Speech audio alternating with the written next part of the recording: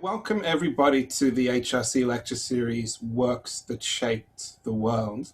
Let me begin by acknowledging the first Australians on whose traditional lands we're meeting, albeit virtually this evening, for those of us here at the ANU, that's the Ngunnawal and the Ngambri people. Let me also welcome Professor Warwick Anderson. Warwick is the Janet Dora Hine Professor of Politics, Governance and Ethics at the University of Sydney. A former Guggenheim Fellow, he has previously taught at Harvard, at Melbourne, at Berkeley, and at the University of Wisconsin-Madison.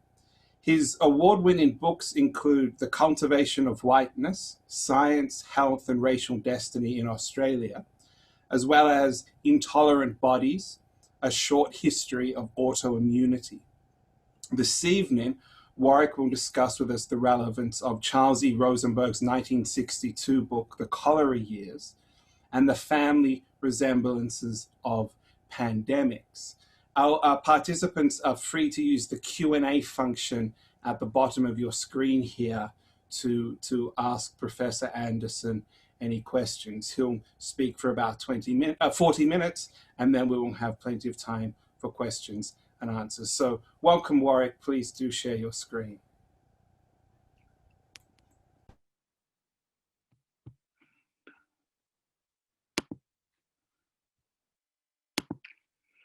Right, thank you very much. You can see that, I hope. Can you see the screen? Hello? Yep, you can, good. Right, and I'm not muted, which is a rare thing, even after all this time. So yes, hello, I'm speaking to you this evening from the lands of the Wangal of the Eora Nation, and I pay respects to elders past and present. When I proposed the subject of this talk, I wondered, perhaps naively, whether reflections on the histories of epidemics and pandemics would still be relevant now, or whether we'd all have moved on to other problems. As it happens, I find myself talking from home in a lockdown city, still very deep in the Covidicine. There's no doubt that the pandemic has flushed out a gaggle of historians of medicine, all of us eager, of course, to help understand the current predicament. In the words of Guillaume Lachenal and Gaetan Thomas, the pandemic has offered many medical historians a Warholian moment of celebrity. It's become common for historians to dig deep into their knowledge of different diseases and different times in order to make sense of COVID-19. Accordingly, we're told COVID-19 is a lot like cholera or smallpox or AIDS or Ebola, or more promisingly, influenza or SARS. Such a rush to appear useful is, of course, commendable, but many of these historical analogies fail to advance our knowledge of the way we live now. Some have obscured more than they revealed.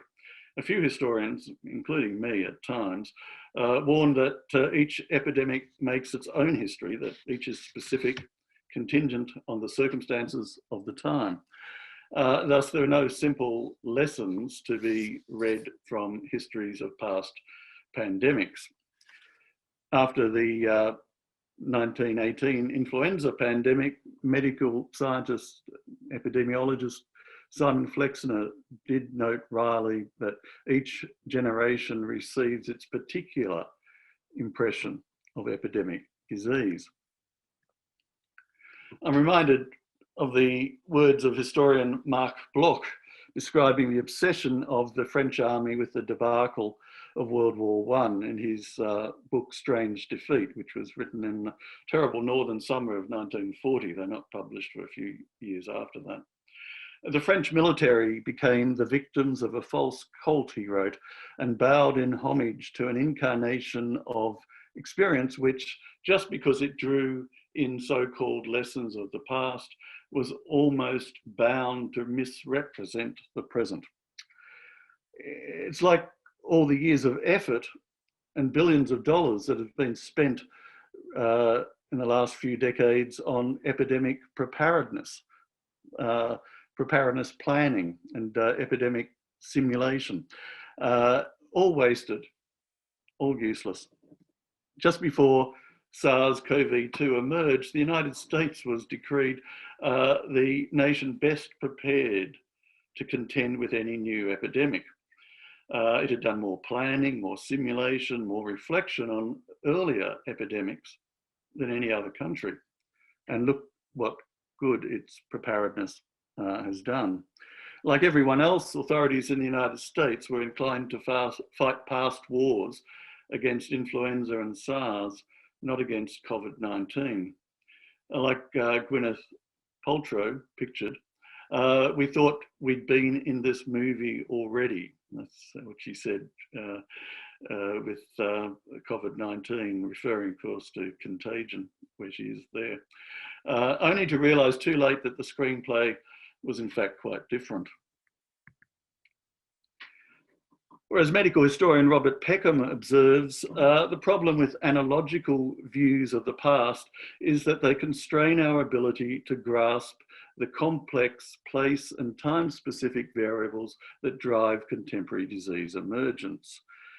In the 1930s, literary theorist Kenneth Burke, whom no one seems to read anymore, unfortunately, called this lack of insight trained incapacity. And he meant that state of affairs whereby one's variabilities can function as blindnesses.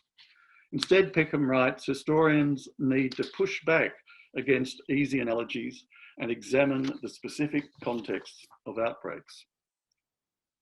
And yet, a medical historian such as Charles Rosenberg remind us it's possible to discern recurrent patterns in the ways in which societies have comprehended and responded to epidemic diseases. Variation, he's referring really to variations, I suppose, on a common theme, or if you like, a fluid dramaturgy or flexible repertoire. That is, we can learn something about our perceptions of COVID-19 and our responses to the disease from history, so long as we are willing to engage closely with our contemporary situation, as Peckham and others have advised. To take advantage of history, then, we need to think first sociologically and ecologically about our current predicament, to examine history in the making, not only history already done.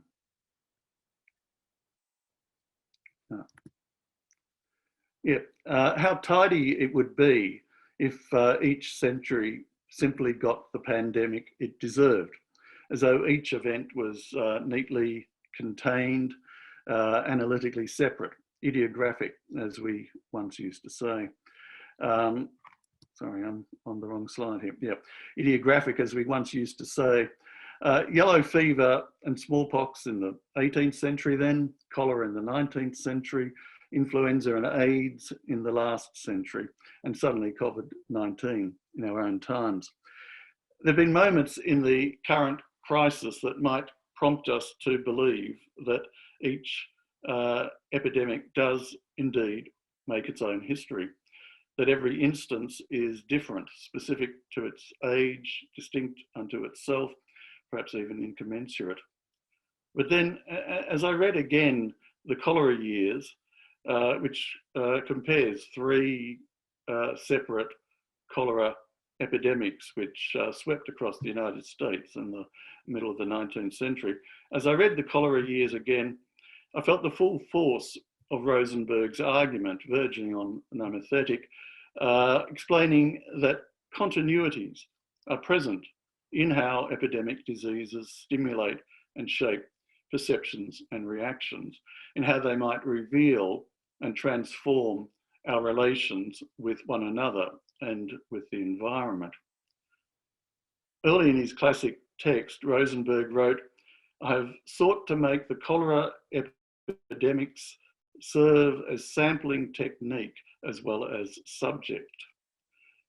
In later studies, he elaborated on how other epidemics similarly can be represented as social sampling devices, laying bare structural inequalities and critical assumptions or discriminations in the societies they afflict, each pathognomonic and clearly defined, but sharing many indicative properties. Such was the case, Rosenberg showed us, with the AIDS epidemic. So too now, it seems, with COVID-19. Pandemics thus can display a nasty family resemblance. Much of what Rosenberg discerned in responses to cholera during the mid-19th century is predicament of that country, and to an extent ours too. I should say I'll be focusing here on the 1962 original edition of the Cholera Years, although a new edition with an afterword responding to AIDS appeared in 1987. So in 1962, in the Cholera Years, Rosenberg described the special white American presumption of healthiness and virtue, the unshaken conviction that the United States was the most prosperous, pious, and enlightened of nations. Inevitably, such national vanity leads the so-called innocently afflicted, to focus on external sources of their scourge, hence Asiatic cholera, the China virus, and always the immigrant or foreigner menace. There are other parallels. New York seemed especially vulnerable to cholera in 1832, Rosenberg wrote, the largest and filthiest, the most crowded and vice disfigured of American cities. And so too, New York may have seemed at the start of COVID-19. At the beginning, the city authorities proved surprisingly negligent, and hospitals and undertakers soon were overwhelmed. It happened that the equivocal statements of the Board of Health had been more inscrutable than reassuring. The disease mostly beset marginalised groups, such as supposedly vicious and worthless Irish immigrants, and those whom Rosenberg was still calling Negroes. The progressive young medical historian observed that the extent of poverty revealed by the epidemic was genuinely disturbing. Experts bickered over whether cholera might be contagious to some degree. Quarantines routinely failed. For many, the subsequent 1849 epidemic was a direct rebuke to scientific pretensions, with the results that superstition and moralism continued to inform assessments of pathological cause and effect. Everyone wrote on cholera, Rosenberg noted. Indeed, the subject seemed almost to have been exhausted. Nearly 2 centuries have passed, yet it appears some things have not changed all that much. As I turned the pages, I often wondered whether the social, at least the social and political dimensions of cholera in the 19th century were being repeated with COVID-19 in the United States. But differences are also striking. Biological divergence of Vibrio, the cause of cholera, and virus makes for contrasting patterns of transmission, parasite-host interaction, and mortality rates, among other attributes. Moreover, population growth, ramifying urbanization and crowding, and greatly accelerated global communication and contact have massively amplified the speed and scale of the current crisis. COVID-19 in the 21st century is conspicuously more mediatized and scientized than cholera in the 19th. The scientific and technical machinery that can be brought to bear on the pandemic is prodigiously more powerful than the paltry biomedical research enterprise of earlier eras. Our very own pandemic thus draws a revealing cross-section through our contemporary times, just as Rosenberg anticipated. Another eye-catching aspect of COVID-19 in the United States, at least, compared to the previous eruption of cholera in the 19th century, is the widespread expectation now that the federal government carries much of the responsibility for guiding people through epidemics. In the cholera years, Presidents Andrew Jackson and Zachary Taylor remain happily off stage most of the time. In the first months of COVID-19, in contrast, as many of you will recall, a prancing orange pompadour constantly blocked the field of vision, preening for the camera while giving lip on Twitter. It was not an inspiring reveal. Who would have thought that a description of devastating cholera epidemics could make one yearn for that simpler age when presidents were rarely seen or heard? I first read the cholera years in the 1980s, when Rosenberg was my PhD advisor at the University of Pennsylvania. I failed to notice then that it's fundamentally a story of modernization and secularization, probably because I myself was still immersed in those modes of thinking.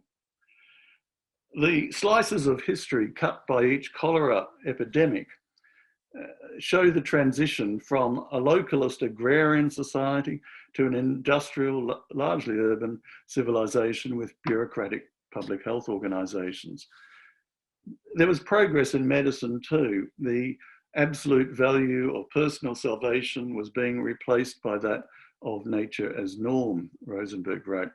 The disease was becoming more and more a product of the environment rather than an issue of morality. Numerical methods or statistics turned rapidly into epidemiology during the 19th century. The tools and concepts of an urban society were beginning to be used in solving this new society's problems, Rosenberg writes. Thus, the achievements of science were minted into the coin of public esteem. Now, one picks up a faint, yet somehow altered or qualified, echo of the technocratic optimism of much 1950s American social science with its proclamations of the end of ideology. There's little here of Rosenberg's later interest in the dark side of modernization, the pathologies of progress. But then again, the conclusion of the cholera years is entitled The Way We Live Now, which is surely an allusion to Trollope's most mordant and satirical novel. Although received these days as a founding text in the social history of medicine, the founding text in the social history of medicine, really, the cholera years should also be seen in relation to other studies in American cultural history. Rosenberg was, after all, a student, PhD student, of Richard Hofstetter at Columbia University, pictured here, when he wrote the dissertation, which became almost word for word, and I've checked this, it's virtually word for word, the same as the book. It was just published from the dissertation to the book. Now, Hofstetter was reputed to be an inattentive advisor, and he was turning into an increasingly rebarbative conservative. So his influence at that stage on his students may have been token or denotative, really, rather than directly moulding. Hofstetter serves in a sense as a representative, almost a symbolic figure of history writing at the time. More than most historical study in the mid-20th century, his work emphasised irony, paradox, and anomaly. It fixed on identity, anxiety, stress, and strain. It carefully avoided moral absolutism, and it was shaped and informed by social psychology and cultural anthropology. And I think you can see all of these features in Rosenberg's work as well, much as he liked to deny the influence of Hofstetter. Emerging out of the consensus school, Hofstetter rejected simple economic determinism in seeking instead to mobilise contemporary social science in grappling with complexity, especially the researchers of figures like Karl Mannheim, C. Wright Mills, and Robert Merton. The more the historian learns from the social sciences, the more variables he is likely to take account of, the more complex his task becomes. This is what Hofstetter wrote in 1956. Social scientists, he thought, offered historians a host of new insights and new creative possibilities, as well as methodological self-consciousness. While the sociologists and anthropologists that Rosenberg found compelling differed from those his advisor admired, Hofstetter and others like Fritz Stern at Columbia nonetheless provided models for interdisciplinary inquiry involving symbolic systems. But nobody at Columbia in that particular social science history program at Columbia had focused before on disease. On this issue of methodological innovation in history, there's something I noticed just the other day, actually. I was reading it again, and it seems particularly pertinent here.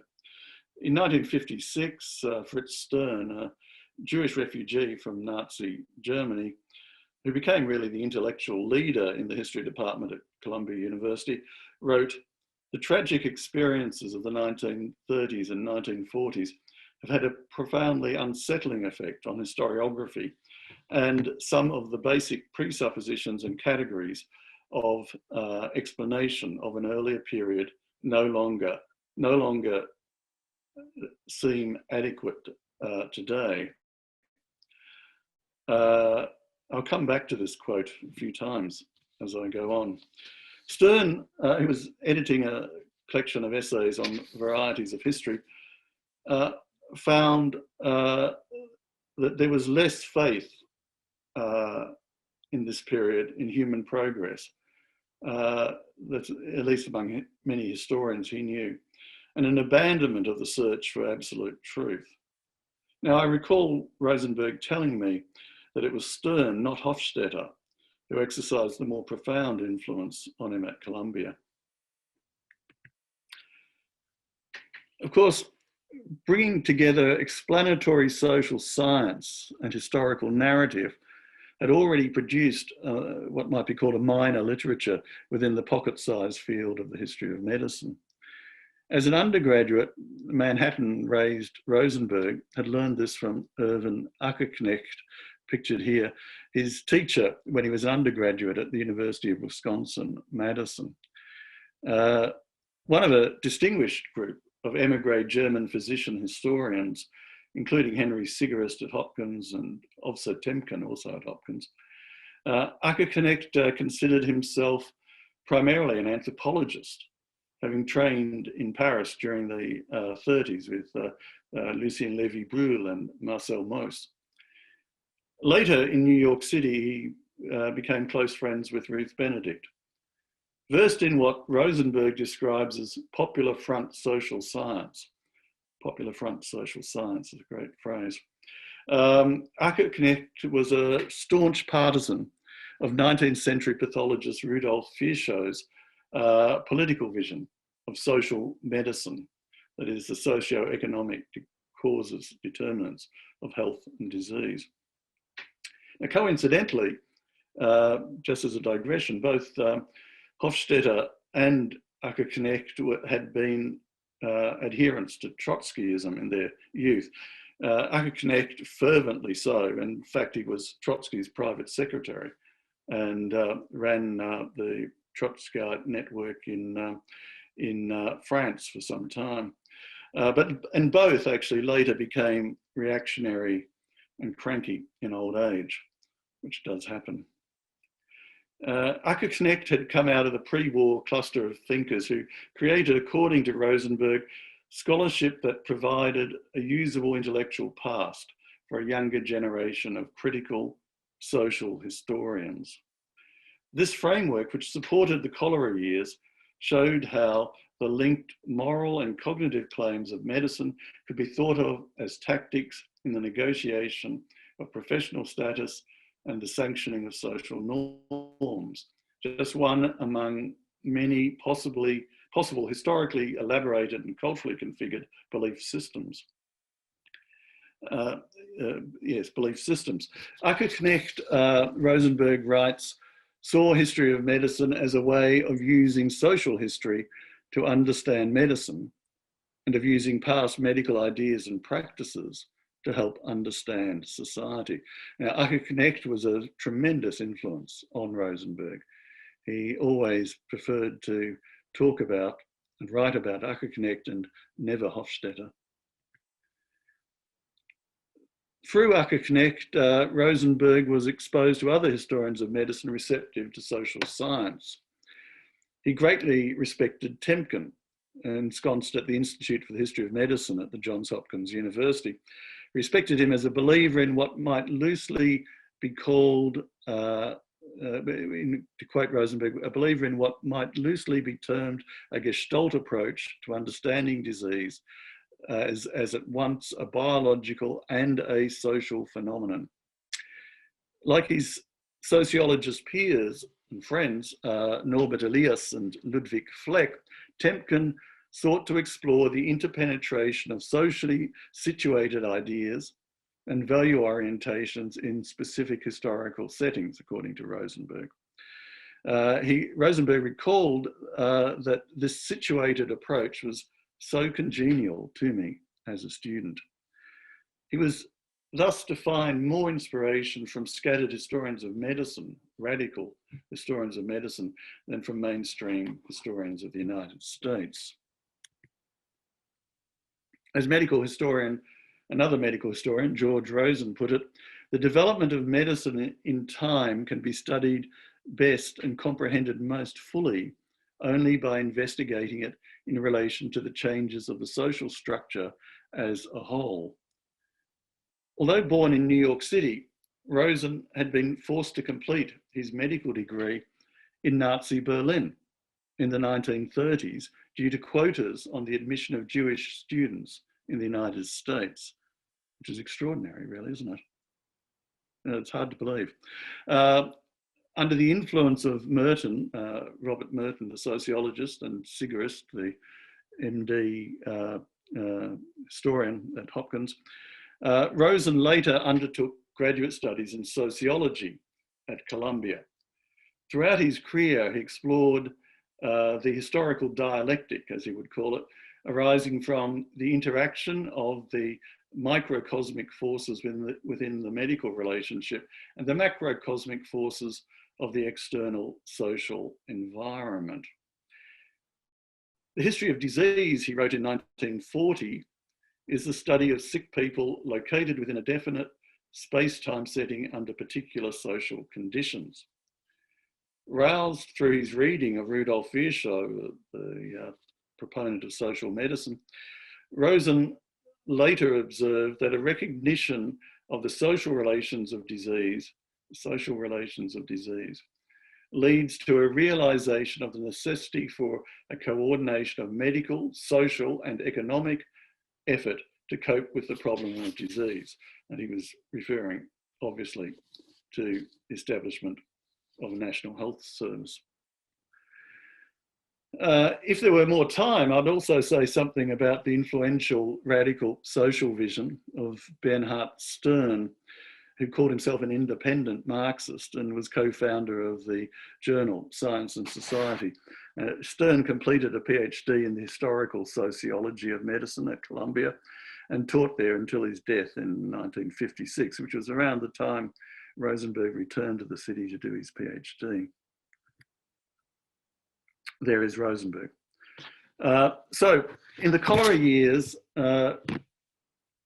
Rosenberg brilliantly demonstrated the affinities of such radical, contextualized history of medicine with the American social and cultural history he'd read at Columbia under Hofstetter. Although previously separate, both styles of historical practice were experiments in interdisciplinary thinking. This is most important point I want to make, really. Experiments in interdisciplinary thinking, efforts to reach out to social scientists for guidance and illumination. So evidently, a few members of each generation of medical historians have discovered the social sciences they needed to explain complex configurations of epidemic disease, while most of their colleagues carry on composing narrowly focused idiographic narratives. At any rate, the benefit of such recourse to contemporary sociology and anthropology is for me the main historiographic lesson of the cholera years. Not so much whether we should be writing histories of the present pandemic or making analogies with past pandemics, which is how I started this talk, whether we should be doing that, looking for patterns with affinities with responses to past pandemics. It's not so much that interests me really in the cholera years, because basically neither inquiry will succeed without sociological or ecological complexity in our historical narratives. That's the point I want to make. So this prompts the question, what are the new cultural insights and social theories that we need in order to do justice to the COVID-19 pandemic? Another way of putting this is, how will our intellectual engagement with this current predicament further reshape or extend histories of science and medicine?